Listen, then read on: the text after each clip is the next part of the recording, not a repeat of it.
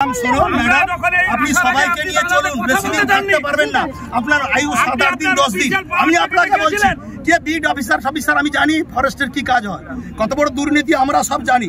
আমার জানি বিড অফিসারের বিরুদ্ধে কি আছে আমি জানি পাবলিকের, আমি কিন্তু ফাঁস করে দেবো সব বিধানসভায়। আপনি আমাকে চিনেন না, আমি ওই সমুদ্রে ওসব কথা বলবেন না আপনি আমাকে।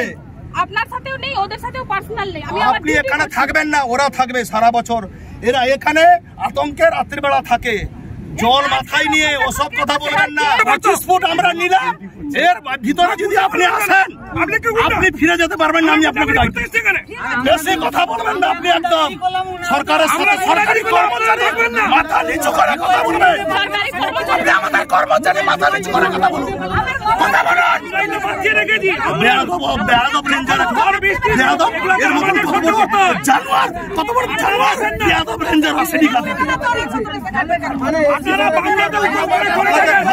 হবে না, যে ঠাকুর যে ফুলে ডাং নিয়ে পিটাবো না তখন বুঝবেন। অখিলগিরি পাপের সিঁড়ি, এনার সঙ্গেই এই মানুষ খেলা হবে করতে গিয়ে যাদের তাড়া করবে গণতান্ত্রিক পদ্ধতিতে ধান ক্ষেত আলপথ ধরে, তারপর কোথা দিয়ে বর্ডার লাইন দিয়ে কোথায় পালাবে এরা, এই 2-1 বছরের মধ্যে খুঁজে পাওয়া যাবে না। আমি তাদের বলবো বিনম্র হতে। দেখুন, এই ঘটনাটা পশ্চিমবঙ্গের সমস্ত মানুষকে বিস্মিত করেছে। শুধু তাই নয়, খেলার জন্য বা তারপরে সঞ্চালনার জন্য, অ্যাঙ্কারিং করবার জন্য মানুষের মনে ভালোবাসার জায়গা করে নিয়েছিলেন যে খেলোয়াড় বা ক্রীড়াবিদ বা যে অ্যাঙ্কার সৌরভ গাঙ্গুলি, তিনি কিন্তু কোথাও এই তৃণমূলের সঙ্গে নিজেকে জড়িয়ে তিনি কিন্তু তার প্রতি যে ভালোবাসা আমাদের সবার মানুষের, সেইটা কিন্তু নিজে ইচ্ছাকৃতভাবে বা অনিচ্ছাকৃতভাবে নষ্ট করে ফেলছেন এবং মানুষ তাকে সন্দেহের চোখে ধারাবাহিক ঘটনায় ভুরু কুঁচকে তাকাচ্ছে আর দেখছে। আমি যদি মনে করি, এর আগে যখন স্পেনে বোধহয় গিয়েছিলেন মাননীয় মুখ্যমন্ত্রী, পশ্চিমবঙ্গের ছেলে সৌরভ গাঙ্গুলি, তিনি শিল্পপতি, কেউই জানতেন না। হঠাৎ করে তিনি স্পেনে গিয়ে ঘোষণা করলেন তিনি শিল্পপতি। তিনি পশ্চিমবঙ্গে থাকাকালীন পশ্চিমবঙ্গের মানুষের, আমাদের দুর্ভাগ্য যে তিনি শিল্পপতি আমরা জানতাম না। কোনো শিল্প সম্মেলনে তাকে দেখা যায়নি, কোনোদিন তার মুখ থেকে ইন্ডাস্ট্রি, শিল্প এগুলো নিয়ে আমরা কথা শুনিনি। হতে পারে আমাদের একটা ব্যর্থতা। তো আমরা জানতে পেরেছিলাম যে সে নাকি পশ্চিমবঙ্গে কোথায় একটা কারখানা করবে, তার আছেও, তিনি নাকি শিল্পপতি, আবার দ্বিতীয় কি একটা করছেন। তারপর তালে গলে বুঝতে পারা গেল যে বিষয়টার মধ্যে অস্পষ্টতা রয়েছে এবং সৌরভ গাঙ্গুলি বললেন যে তিনি কি উত্তর দেবেন কি দেবেন না, তিনি কার সঙ্গে কোথায় যাবেন তার ব্যক্তিগত ইচ্ছা। ভালো, এতদিন ঠিক ছিল। কিন্তু এই যে ঘটনাটা ঘটলো সেইটা আমাদের সবাইকে খুব শঙ্কিত করেছে এবং সৌরভ গাঙ্গুলির যে অগণিত ভক্ত যারা রয়েছেন তারা কিন্তু সৌরভ গাঙ্গুলিকে আর সেই শ্রদ্ধা ভক্তির চোখে দেখতে চেয়েও কিন্তু আর দেখতে পাচ্ছেন না। তার কারণ যে প্রয়াগ ফিল্ম সিটি যেখানে ছিল, তাকে নাকি 1 টাকার বিনিময়ে প্রায় 1000 একরের কাছাকাছি জমি দেওয়া হচ্ছে। এই প্রয়াগ একটি চিটফান্ড ছিল এবং যে কারণে এই প্রয়াগ চিটফান্ডের যারা মালিক পক্ষ তারা জেলে রয়েছেন। অর্থাৎ দেশের আইন মেনে গরিব মানুষের কাছ থেকে ওই সারদার মতো ঠকিয়ে টাকা নিয়ে তারা ব্যবসা বা সম্পত্তি বানিয়েছেন, সারদা রোজভ্যালির মতো। তারা জেলে রয়েছেন। অর্থাৎ যে টাকায় এই প্রয়াগের এই জমি কেনা হয়েছিল, সেই টাকা আসলে মানুষের টাকা। তাহলে মানুষকে ঠকানো যে টাকা, যেটা দিয়ে প্রয়াগের জমি কেনা হয়েছিল, যে জমি রাজ্য সরকার বাজেয়াপ্ত করেছিল, অর্থাৎ ওই জমির মালিকানা কার আসলে? শুধু রাজ্য সরকারের নয়, রাজ্য সরকারের কাছে তার কাগজ আছে। ওই প্রয়াগের এই জমিতে পশ্চিমবঙ্গের গরিব মানুষের টাকা আছে, চোখের জল আছে, সেই দামের জমি ওটা। আর সেই জমি তিনি সৌরভ গাঙ্গুলি কেন, যাকেই দেবেন সেটা 1 টাকায় দেবেন? তার মানে কি এই সুবিধাটা কেন সৌরভ গাঙ্গুলিকে দিচ্ছেন? তাহলে সৌরভ গাঙ্গুলি বিনিময়ে তৃণমূল সরকারকে কি কোনো কিছু দিচ্ছেন বা তৃণমূলকে কিছু দিচ্ছেন? এটা তো সাধারণ মনের প্রশ্ন আসছে। তার মানে সাধারণ মানুষের চোখের জল, তার কান্নার যে টাকা, যে অর্থ কষ্ট করে জমানো টাকা, যা নাকি প্রয়াগ চিটফান্ড ঠকিয়ে প্রয়াগ ফিল্ম সিটি বানানোর ওই যে জমি, সেটা নিলেন। এই এত হাজার হাজার কোটি টাকাটা সৌরভ গাঙ্গুলিকে 1 টাকায় তুলে দেওয়া হলো। অর্থাৎ সৌরভ গাঙ্গুলি কি নিলেন? মানুষের চোখের জলের হাহাকার আর মানুষের টাকা 1 টাকায় কিনে নিলেন। আমি সৌরভ বাবুকে বলবো, আইন, আদালত, মানুষের তির্যক কথা, আপনার প্রতি ধারণা যা নষ্ট হচ্ছে, দয়া করে এই ব্যাপারটা থেকে বেরিয়ে আসুন। যে তৃণমূলের সঙ্গে থাকবে তাদের ক্ষেত্রেই দেখতে পাওয়া গেছে যে এই ধরনের ঘটনায় তারা পড়ে যাচ্ছেন। সৌরভ গাঙ্গুলি অত্যন্ত সম্মানীয় ব্যক্তি এবং অত্যন্ত ধনী লোক। অন্তত আমাদের পশ্চিমবঙ্গে যে কজন মাত্র হাতে গোনা ধনী ব্যক্তি রয়েছেন, সৌরভ গাঙ্গুলি ঈশ্বরের আশীর্বাদে, মানুষের আশীর্বাদে তাদের মধ্যে একজন ধনী। তার মানুষের চোখের জলের টাকাটা চাই। আমার মনে হয় সৌরভ বাবু, আমিও আপনার একজন ভক্ত, আপনি ভেবে দেখবেন তৃণমূলের পাল্লায় পড়ে আপনি মানুষের চোখের জলটাকে 1 টাকায় কিনে নিজের শিল্পপতি হবার যে বাসনা, সেইটা যদি পূরণ করেন, ঈশ্বর কিন্তু দেখছেন। আমি আপনার ভালো চাই। আমি কেন, আমার মতো অগণিত মানুষ, তিনি যে কোনো রাজনৈতিক দল, রাজনৈতিক মত, পথ, বিভিন্ন জীবিকার মানুষ হোক না কেন, আপনাকে সবাই ভালোবাসতে চায়। দয়া করে সেই জায়গাটায় আঘাত দেবেন না এই ক্রিমিনাল তৃণমূলের পাল্লায় পড়ে, প্লিজ। রুদ্রদা, তাজপুরে উচ্ছেদ অভিযানে বিতর্কিত মন্তব্য রাজ্যের কারা মন্ত্রী অখিল গিরির। এলাকায় হাজির মহিলা সরকারি আধিকারিকদের উদ্দেশ্যে অপমান সূচক মন্তব্য কারামন্ত্রীর, এমনটাই খবর। তিনি বলছেন, আমি কোটানকোট বলছি, অখিল গিরি বলছেন, আমাদের কর্মচারী মাথা নিচু করে কথা বলুন, এরপর এলে এলাকা থেকে ফিরতে পারবেন না। বন দফতরের জায়গায় বসে থাকা ব্যবসায়ীদের তুলতে অভিযান শুরু হয় সকালে। বন দফতরের অভিযানের বিরুদ্ধে বিক্ষোভ দেখাতে শুরু করেন ব্যবসায়ীরা। স্থানীয় সেই বিক্ষোভকে সমর্থন করেন স্থানীয় বিধায়ক ও কারামন্ত্রী অখিল গিরি। অভিযানে যাওয়া বন দফতরের আধিকারিকদের শাসানি মন্ত্রীর, মানুষের সঙ্গে মিলেমিশে না চললে আপনার আয়ু বড়জোর 15 দিন। বন দফতরের আধিকারিকদের হুঁশিয়ারি রীতিমতো মন্ত্রীর, রীতিমতো হুঁশিয়ারি দিচ্ছেন, কি বলবেন? দেখুন, এই শেখ শাহজাহানকেও মানুষেরা বাঁচাতে এসেছিল যখন ইডি সমস্ত মিডিয়া এবং কেন্দ্রীয় জওয়ানদের নিয়ে জিজ্ঞাসাবাদ করতে গেছিল।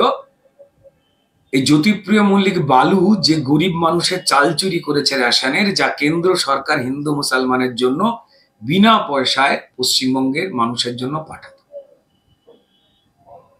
আক্রমণের হাতে পড়ে রক্তাক্ত হতে হয়েছিল সেনাবাহিনীকে, রক্তাক্ত হতে হয়েছিল মিডিয়াকে, রক্তাক্ত হতে হয়েছিল ইডির অফিসারদের। অপরাধ কি? গরিব মানুষ, হিন্দু মুসলমান সবার যে চাল চুরি করলো জ্যোতিপ্রিয় মল্লিক, তৃণমূলের নেতা মন্ত্রী,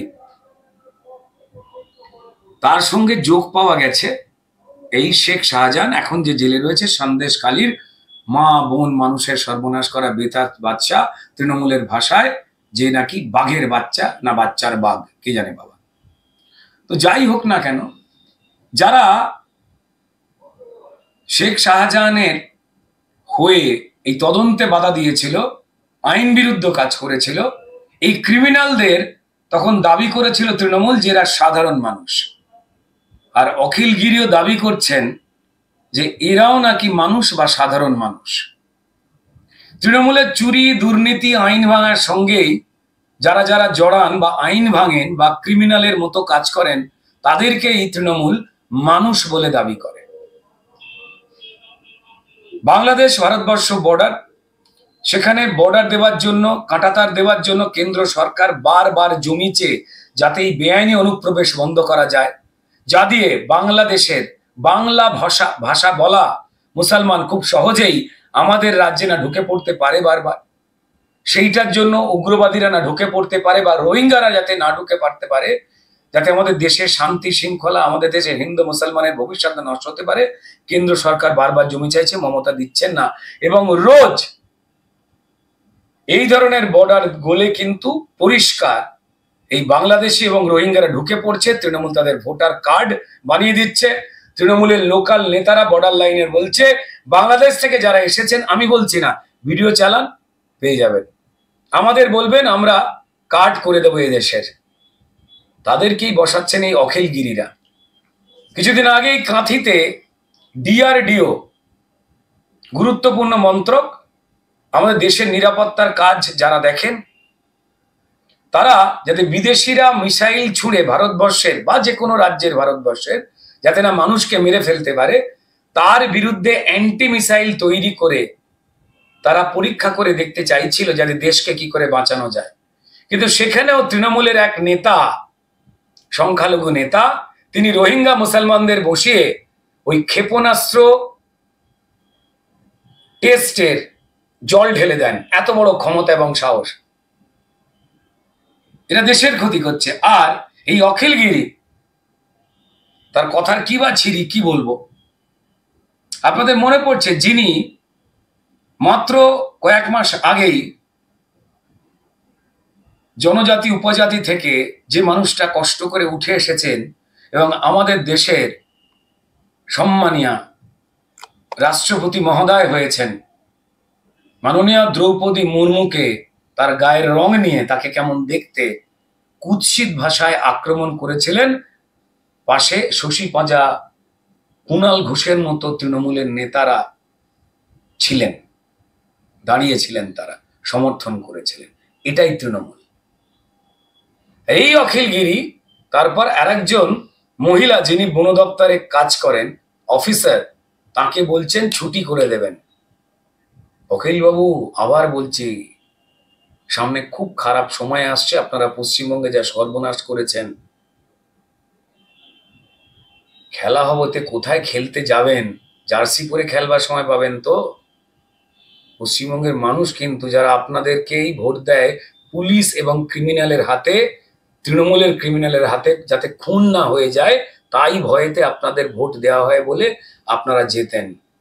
সেই ভয়টা কাটছে, তারা পায়ে বল নিয়েছে। এমন খেলা হবে বলবে,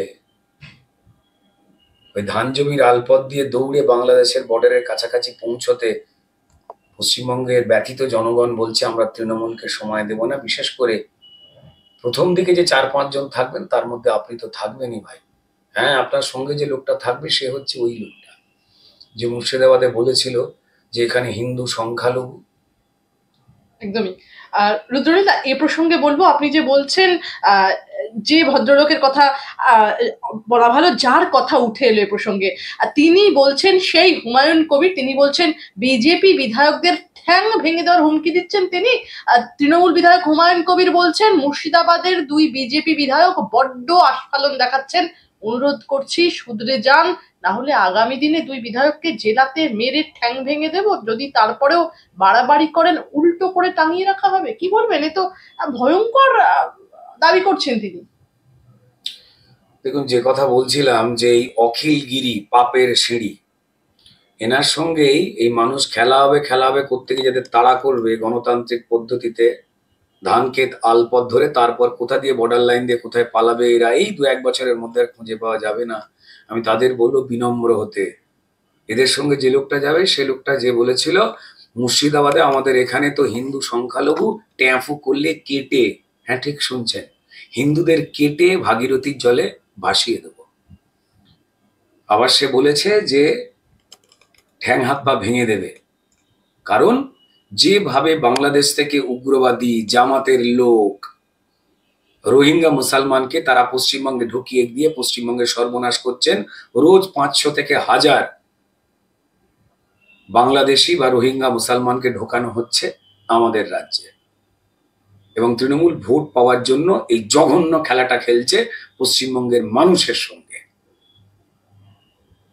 আমি বলবো সাবধান হয়ে যান। আমাদের দরকার নেই ভারতীয় জনতা পার্টি, আপনাদের হাড়গোড় ভাঙবার দরকার নেই। আপনারা সংখ্যালঘু সম্প্রদায় বলেন নিজেদের, আসলে তো আপনারা সংখ্যাগুরু এই রাজ্যের দ্বিতীয় সংখ্যাগুরু মুসলমান ধর্মের যারা আমাদের মানুষ রয়েছেন। আপনাদের ধর্মেরই প্রচুর মানুষ এই আপনাদের মতো নরকের কীটেদের জন্য লজ্জিত হয় ভারতবর্ষে, লজ্জিত হয় সমাজের কাছে। লোকে মনে করেন সব মুসলমান এইরকম, কারণ আপনি আপনাদের মতো এই ক্রিমিনালরা,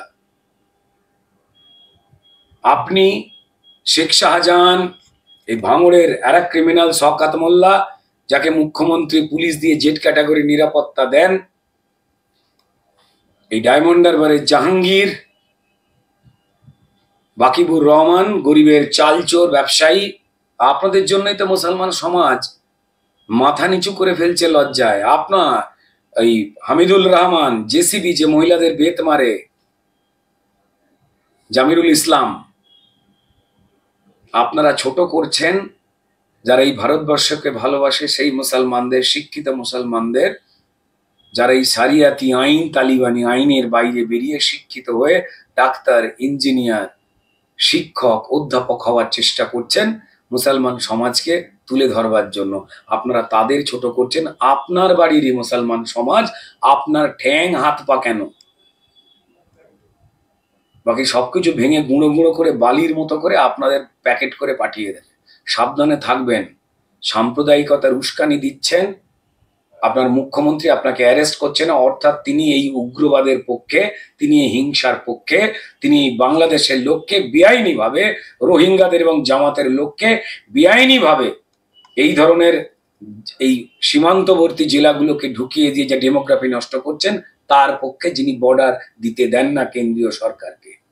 আর রুদ্রনীল, আমার শেষ প্রশ্ন আপনাকে, অনুপ্রবেশ, যে অনুপ্রবেশ আমাদের আলোচনার, আজকের আলোচনা তো বটেই, এবং বিগত দিনে বেশ কিছু আলোচনা এবং সমগ্র রাজ্যের রাজনীতিতে যদি কান পাতা যায় এই অনুপ্রবেশের ঘটনা কানে আসবে। সে প্রসঙ্গেই বলি, অনুপ্রবেশের ফলে ক্রমশ বদলাচ্ছে জনবিন্যাস। এ নিয়ে ফের বিস্ফোরক আসামের মুখ্যমন্ত্রী হেমন্ত বিশ্ব শর্মা। তিনি বাংলার মুখ্যমন্ত্রীকে হেমন্ত বিশ্ব শর্মা বলছেন যে অনুপ্রবেশকারী নিয়ে নরম সরকার। মুখ্যমন্ত্রীর মন্তব্যেই তা পরিষ্কার, ভোটার লিস্ট দেখলেই সব বোঝা হয়ে যাবে। হেমন্ত বিশ্ব শর্মা এই কথাই বলছেন, এবং পরবর্তীতে আমরা দেখলাম জয়প্রকাশ মজুমদার, তিনি বলছেন অনুপ্রবেশ যে পথেই হোক তা আটকানোর দায়িত্ব কেন্দ্রের, কি নয়? প্রশ্ন জয়প্রকাশ মজুমদারের, কি বলবেন? দেখুন, অনুপ্রবেশ কেন্দ্র আটকাতে চায়, সেই জন্যই বারবার পশ্চিমবঙ্গের সম্মানীয় মুখ্যমন্ত্রীকে বলছে জমি দিন, জমি দিন, জমি দিন, আমরা কাঁটা তারের বেড়া দেবো।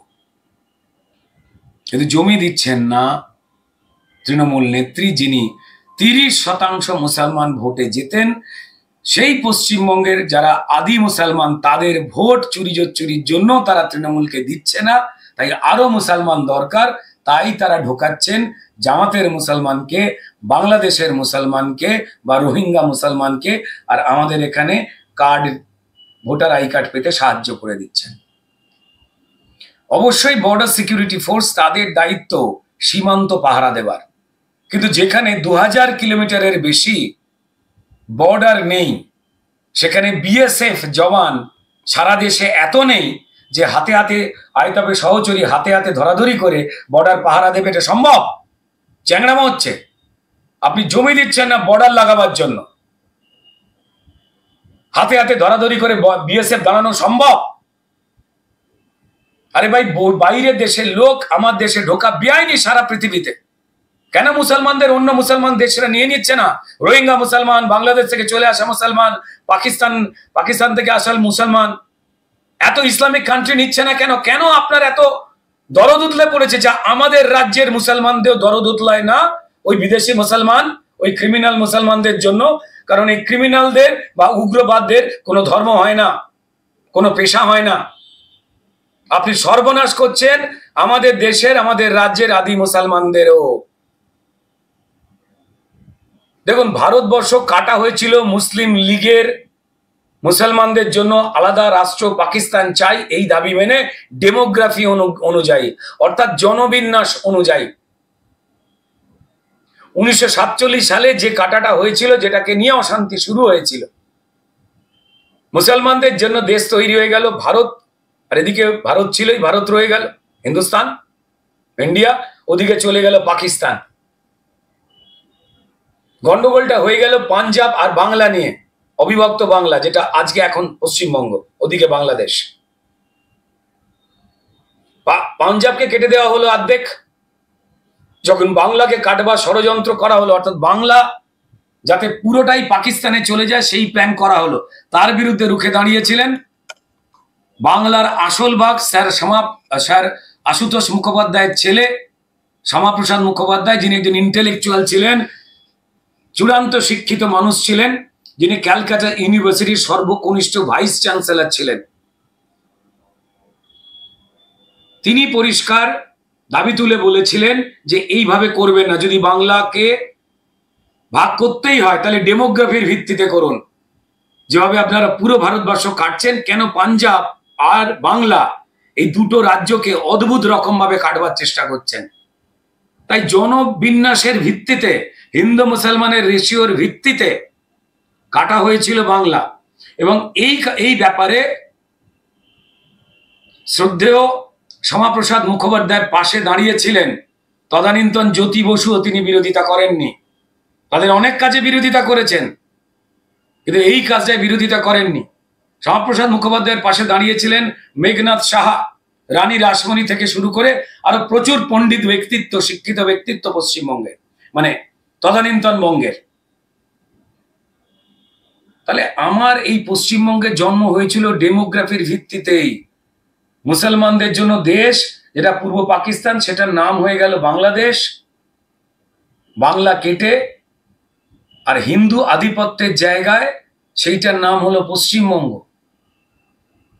বাংলাদেশে সংখ্যালঘু হিন্দুদের সংখ্যা ছিল 20-25%, সেটা আজকে মার ধার, মূর্তি ভাঙা, অত্যাচার, জামাতের অদ্ভুত দাবি, ওই স্লোগান ভারত যাদের মামার বাড়ি, বাংলা ছাড়ো তাড়াতাড়ি, এই উগ্রবাদকে সমর্থন করা যে স্লোগান, তারই ভিত্তিতে আজকে বাংলাদেশে সংখ্যালঘুদের সংখ্যা, হিন্দু, বৌদ্ধ, খ্রিস্টান, তাদের সংখ্যা 8%-এর নিচে নামতে চলেছে। আর পশ্চিমবঙ্গে তাদের সংখ্যা বাড়তে বাড়তে বাড়তে বাড়তে 30%-এর উপরে হয়ে গেছে। জনবিন্যাস পাল্টাচ্ছে না। আর সেই জনবিন্যাসকে আরো বাড়িয়ে দেওয়ার জন্য বর্ডার খুলে রেখে, কাঁটাতারের বেড়া না দিয়ে মুখ্যমন্ত্রী আরো মুসলমান সমাজকে ঢুকিয়ে দিয়ে আবার ডেমোগ্রাফিটা চেঞ্জ করে দিচ্ছেন, যা ভয়ঙ্কর বিপদ এই রাজ্যের। বিএসএফ এর কাজ করছে, আপনি বর্ডার দিতে দিচ্ছেন না। তর্কের খাতিরে ধরেই নিই, যদি সীমান্ত সুরক্ষাটা কেন্দ্র সরকারের অধীনস্থ বিএসএফ এর কাজ হয়, কিন্তু তারপরের রাজ্যটাই তো পশ্চিমবঙ্গ, তার আভ্যন্তরীণ সুরক্ষার দায়িত্ব রাজ্যের প্রশাসনের।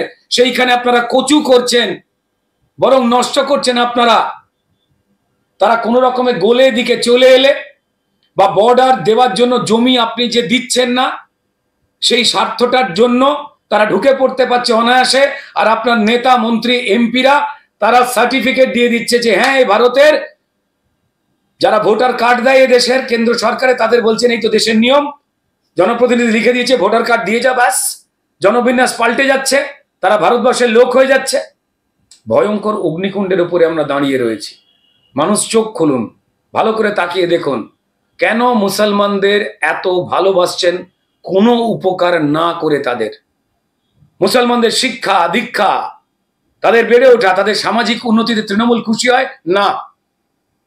চাকরি বাকরির ক্ষেত্রে মুসলমানদের উন্নতি করেছে তৃণমূল না। তাদের ওয়াকফ এস্টেট ঝেড়ে বেচে দিয়েছে এই তৃণমূল। আসলে মুসলমান সমাজের সব থেকে বড় সর্বনাশ করেছে যারা পশ্চিমবঙ্গের আদি মুসলমান।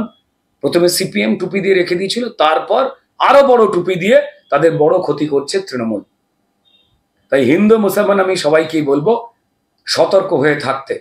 যারা আমাদের রাজ্যের মুসলমান রয়েছেন, দয়া করে বিদেশি মুসলমানদের, রোহিঙ্গা মুসলমানদের, জামাতের মুসলমানদের অ্যালাউ করবেন না নিজের সন্তানকে, নিজের পরিবারকে বাঁচাবার জন্য। ভয়ঙ্কর কাণ্ড ঘটে যাবে, এর বাইরে কিছু বলার নেই। অগ্নিকুণ্ডের মধ্যে আমরা দাঁড়িয়ে আছি। যতদিন না পর্যন্ত ভোট লোভী, অর্থ লোভী, লোলুপ এই তৃণমূল সরকারকে আমরা গণতান্ত্রিক পদ্ধতিতে উৎখাত করতে পারছি, ততদিন পর্যন্ত কিন্তু ওই উনুনে যেমন টকবক করে জল ফোটে কড়াইয়ের ওপরে, সেই কড়াইতে ভাসছে হচ্ছে পশ্চিমবঙ্গ। আমাদের সতর্ক হতে হবে।